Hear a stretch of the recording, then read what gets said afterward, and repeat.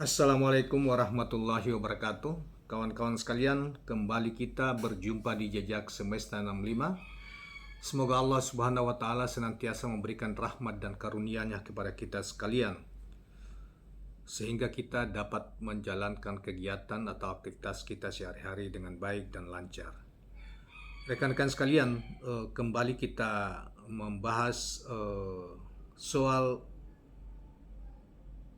informasi atau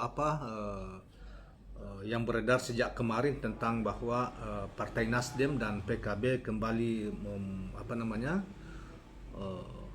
bekerja sama, dan Partai Nasdem melalui Ketua Umum Surya Paloh telah memutuskan Cawapres Anies Rashid Baswedan adalah Caimin atau Ketua Umum PKB Muhaimin Iskandar. Dan itu kemudian menimbulkan reaksi yang sangat keras dari Partai Demokrat yang seakan-akan tidak menerima kenyataan bahwa Anies Baswedan akan dipasangkan dengan Muhaimin Iskandar. Tetapi mereka ngotot bahwa seharusnya yang menjadi cawapresnya Anies adalah Agus Harimurti Yudhoyono, Ketua Umum Partai Demokrat. Nah, reaksi atau tanggapan tentang informasi bahwa Anies dan Nasdem telah menerima atau cawapres Muhaimin Iskandar Anies menerima cawapres dari PKB, Ketua Umum PKB Muhaimin Iskandar, itu berbeda dengan yang dilakukan oleh PKS, salah satu anggota koalisi di KPP ya. PKS lebih lembut, bahkan menurut PKS di dalam piagam kerjasama itu kan semua pihak termasuk Nasdem, Demokrat dan PKS menyerahkan sepenuhnya penentuan calon cawapres Anies itu adalah kepada Anies sendiri ya. Jadi mereka berpegang pada posisi itu, tidak memaksakan kehendak untuk harus dari kader PKS atau dari misalnya Demokrat atau dari siapapun. Jadi kesepakatan itu, bahkan ada salah satu kesepakatan itu juga bahwa Anies ditugaskan juga untuk memperluas dukungan ke partai-partai yang lain yang ingin mau bergabung. Oleh karena itu, kalau kita baca dari pernyataan PKS melalui salah satu ketuanya ya, PKS bidang hukum, politik dan keamanan Al-Mujamil Yusuf ini, dan juga sekaligus sebagai seorang anggota tim 8 di KPP, itu tidak seperti yang diperlihatkan oleh Demokrat yang mengatakan bahwa Surya Paloh pengkhianat, Anies pengkhianat dan lain sebagainya. Padahal dalam pernyataan ada perjanjian mereka itu piagam perjanjian KPP itu tidak ada yang menyatakan bahwa harus AHY yang harus menjadi pendamping Anies, tetapi justru serahkan sepenuhnya kepada Anies untuk menentukan siapa cawapresnya, dan semua pihak harus menerima ketika keputusan itu diambil. Tapi kok tiba-tiba oleh Demokrat begitu keras, bahkan dianggap pengkhianat lah Nasdem maupun Anies dan lain sebagainya. Padahal sebelumnya seperti yang katakan oleh Faisal Assagaf, seorang pengamat politik, mengatakan justru sebetulnya sudah diduga bahwa memang tidak tulus kerjasama yang ingin dibangun oleh Demokrat ini, bahwa mereka mensyaratkan secara diam-diam bahwa harus AHY, dan mereka ini juga main mata dengan PDIP misalnya, dan menawarkan AHY untuk dilamar sebagai cawapresnya Ganjar sebelumnya.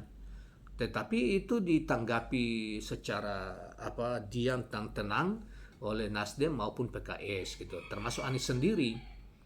Nah, kok ini tiba-tiba reaksi kayak kesetanan begitu yang dilakukan oleh Demokrat, dan membangun bahwa seakan-akan itu mereka didolimi, padahal sebetulnya tidak begitu. Jadi masyarakat mesti juga harus tahu, sejak awal saya sudah menduga juga bahwa memang akan reaksi Demokrat seperti itu, seperti yang dilakukan pada masa-masa yang lalu ketika SBY mendolimi orang lain, misalnya Anas Urbaningrum ya.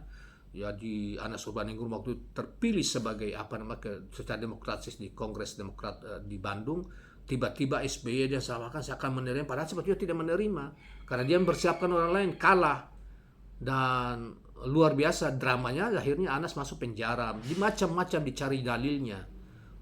Nah, di akhir dalilnya dicari bekerja sama dengan lembaga negara lain untuk mentersangkakan Anas dan sebagainya. Anas meringkuk 39 tahun di dalam penjara.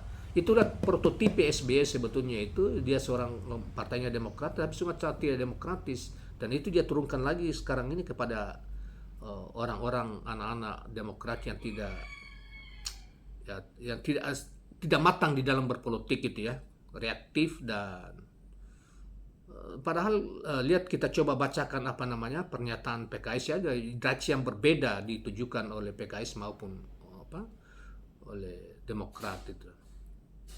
PKS akan tetap mengusung Anies Baswedan sebagai calon presiden 2024 di tengah isu duet Anies Muhaimin. Ketua DPP PKS Bidang Politik, Hukum, dan Keamanan Al-Mujammil Yusuf mengatakan sikap PKS untuk tetap mendukung Anies Baswedan itu sebagaimana yang menjadi keputusan musyawarah Majelis Syuro ke-8 partainya. Kami tetap merujuk kepada keputusan musyawarah Majelis Syuro ke-8 bahwa PKS secara resmi mendukung dan mengusung saudara Anies Rashid Baswedan sebagai calon presiden Republik Indonesia pada pemilihan presiden dan wakil presiden RI tahun 2024. Oleh karena itu PKS tetap pada keputusan MMS ke-8 tersebut dan kami akan berjuang sebaik-baiknya dalam menjalankan amanat tersebut, kata Al-Mujammil. Pernyataan tersebut disampaikannya menanggapi kabar Koalisi Perubahan untuk Persatuan KPP mengusung Ketua Umum Partai Kebangkitan Bangsa Muhaimin Iskandar sebagai bakal calon wakil presiden cawapres mendampingi Anies. Anggota tim 8 KPP itu juga menyebut bahwa PKS tetap berpegang pada kesepakatan di dalam piagam KPP yang mengamanatkan bakal capres Anies Baswedan dalam menentukan bakal cawapres yang akan mendampinginya pada Pilpres 2024. Jadi di dalam piagam kerjasama mereka itu ya Anies diberi otoritas penuh untuk menentukan siapa yang akan menjadi cawapresnya. Bukan AHY seperti yang digambar-gambarkan oleh para politisi Demokrat mulai dari kemarin sampai tadi malam. Masakan yang dihujat habis itu Anies, Surya Paloh dianggap pengkhianat dan lain sebagainya. Padahal perjanjian mereka seperti itu. Jadi ini dibuat publik, dibuat apa? Ini padahal sebelumnya dia juga berupaya untuk membelot ke yang lain, misalnya ke PDIP dan lain sebagainya. Nah, jadi itulah prototipe cara berpolitiknya Pak SBY yang rupanya belum hilang juga. Jadi opini diangkat seakan-akan mereka zalimi, padahal tidak seperti itu. Kami berpegang kepada kesepakatan sebelumnya di dalam piagam KPP bahwa dalam penentuan calon wakil presiden ditentukan oleh calon presiden RI Anies Rashid Baswedan, tutur Al-Mujammil. Selain itu, Al-Mujammil mengatakan bahwa PKS menghormati langkah partai politik lain yang memiliki hak dan kedaulatan dalam menentukan sikapnya pada pemilu 2024. Meskipun lanjut dia, sikap politik tersebut tak sesuai dengan apa yang menjadi harapan bersama KPP. Menghormati bahwa setiap partai politik memiliki hak dan kedaulatan dalam menentukan sikap politiknya, berbagai upaya telah dilakukan untuk mencari titik temu dalam Koalisi Perubahan untuk Persatuan, namun belum memperoleh hasil yang diinginkan bersama. Terakhir, dia turut meminta pula dukungan masyarakat Indonesia agar pemilu 2024 senantiasa berjalan secara langsung, umum, bebas, rahasia, jujur, dan adil dengan tetap menjaga persatuan dan keutuhan bangsa Indonesia.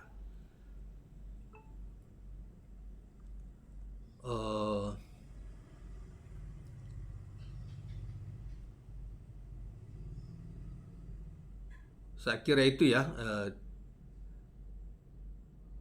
Jadi inti dari pernyataan PKS dalam hal ini diwakili oleh Wakil Ketua yang bidang hukum, politik, dan keamanan Al-Mujammil dan sekaligus juga sebagai anggota tim 8 di KPP, seperti itu lebih jujur ya, dewasa dan lebih tenang jika dibandingkan dengan Demokrat yang kayak kebakaran jenggot, karena memang secara diam-diam juga mereka mensyaratkan itu dan mereka mengunci, padahal mengunci Anies, dan padahal dalam piagam pernyataan mereka kan tidak seperti itu. Dan saya kira apa yang diinisiasi oleh Pak Surya Paloh, Nasdem maupun Anies misalnya dalam Itu kan bagian dari amanah di KPP juga, bahwa dia harus memperluas jangkauan kerjasama dengan partai-partai lain. Itu kan itu, dan sekarang menemukan misalnya PKB ingin bergabung dengan KPP, Koalisi Perubahan, dan kebetulan ketua umumnya dari kalangan Nahdlatul Ulama, dan yang selama ini memang dicari alas untuk memperluas dukungan basis massa juga, sosial juga adalah Nahdlatul Ulama. Maka kemudian kalau ini benar ya, karena ini kan secara formal PKB maupun Nasdem juga belum mengumumkan secara umum, ini baru sepihak dari Partai Demokrat, maka tidak salah dong apa yang dilakukan oleh, andaikan itu benar, dilakukan oleh Nasdem maupun Anies Baswedan sendiri yang kebetulan misalnya mengumumkan cawapresnya adalah Muhaimin Iskandar, saya kira. Dan saya kira ini satu langkah yang kalau itu di langkah yang diambil, saya kira Muhaimin adalah representasi dari warga umat Islam berkultur Nahdlatul Ulama, dan PKB sendiri lahir dari rahim Nahdlatul Ulama. Saya kira Anies ini juga ya, sebelumnya itu kan dia waktu keliling di Jawa Tengah, di Jawa Timur itu kan ketemu para kiai-kiai, kan menitipkan, para kiai-kiai Nahdlatul Ulama itu menitipkan harapan supaya cawapresnya itu dari kalangan Nahdlatul Ulama, titik beratnya. Walaupun ada 5 cawapres yang direkomendasi, itu salah satunya juga termasuk ada nama AHY. Tetapi saya kira orang semua tahu bahwa AHY bukanlah warga Nahdlatul Ulama, tetapi sehingga Anies kemudian mungkin ditambah lagi kemarin misalnya dia berkunjung ke pesantren-pesantren lagi, misalnya Tebu Ireng, salah satu pesantren terbesar dan tertua di Jawa Timur itu, juga saya kira pimpinan-pimpinannya menitipkan harapan itu. Dengan begitu maka ketika Muhaimin digandeng sebagai cawapres, tambah lagi organisasi partai dia ketua umum PKB juga, maka akan jauh lebih efektif dukungan NU kepada Anies Rashid Baswedan, pasangan ini, dan peluang untuk memenangkan jauh lebih besar dibanding Anies dengan AHY. Saya kira demikian kawan-kawan sekalian tambahan kita, dan mudah-mudahan bermanfaat.